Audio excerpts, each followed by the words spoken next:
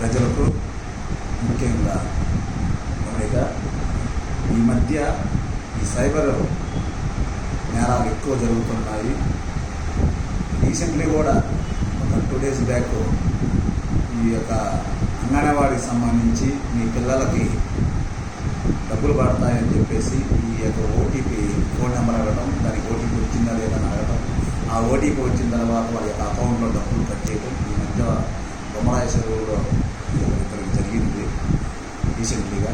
కాబట్టి ఇంతకుముందు బాగా ఎక్కువ ఉండే ఈ సైబనాలు ఈ మధ్య కొంచెం రీసెంట్గా తగ్గినాయి.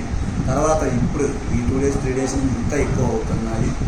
కాబట్టి ప్రజలందరూ తెలియజేసేది ఏమనగా అంటే చాలా జాగ్రత్తలు. ఎవరైనా అడిగితే మొత్తం క్లియర్గా అడగండి. వాళ్ళ యొక్క సంబంధించిన పై అధికారులు కూడా తెలియజేయండి. నిజమా కాదని తెలుసుకున్న తర్వాతనే ఫోన్ నెంబర్ కూడా ఇవ్వాలి.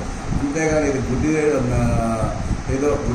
గుడ్డివేటిగా అడిగిన వెంటనే మీ నెంబర్లు ఇవ్వటము, మీ ఓటీపీ చెప్పటము, దానివల్ల మీ యొక్క ఉన్న అకౌంట్లో డబ్బులు కూడా కట్ అవుతున్నాయి. కాబట్టి ఇలాంటివి కూడా లింకులు పంపించడము, అయితే ఈ యొక్క లోన్ యాప్లో కూడా ఉన్నాయి కొన్ని.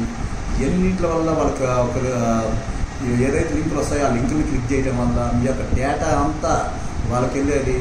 ఆ యొక్క డేటాలో ఉన్న నెంబర్లు తీసుకొని అందరూ బ్లాక్మెయిల్ చేసేసి మీ ఫోటోల యొక్క మార్పింగ్లు చేసేసి అవతల వాళ్ళకి పెట్టడం వలన మిమ్మల్ని మానసిక రక్షణకు గురి చేసి మిమ్మల్ని యొక్క డబ్బులు డిమాండ్ అడుగుతున్నారు. ఇది కూడా ఒక సైబర్ నేరాలు ఎక్కువ అవుతున్నాయి.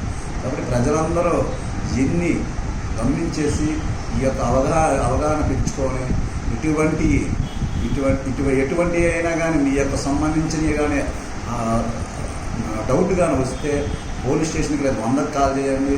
లేదా మా పోలీస్ స్టేషన్కి కూడా తెలియజేసిన వల్ల మేము దాని యొక్క ఎవరో వాళ్ళు కనిపెట్టుకొని కనిపెట్టేసి 100 కేసులు కూడా నమోదు చేయబడతాయి.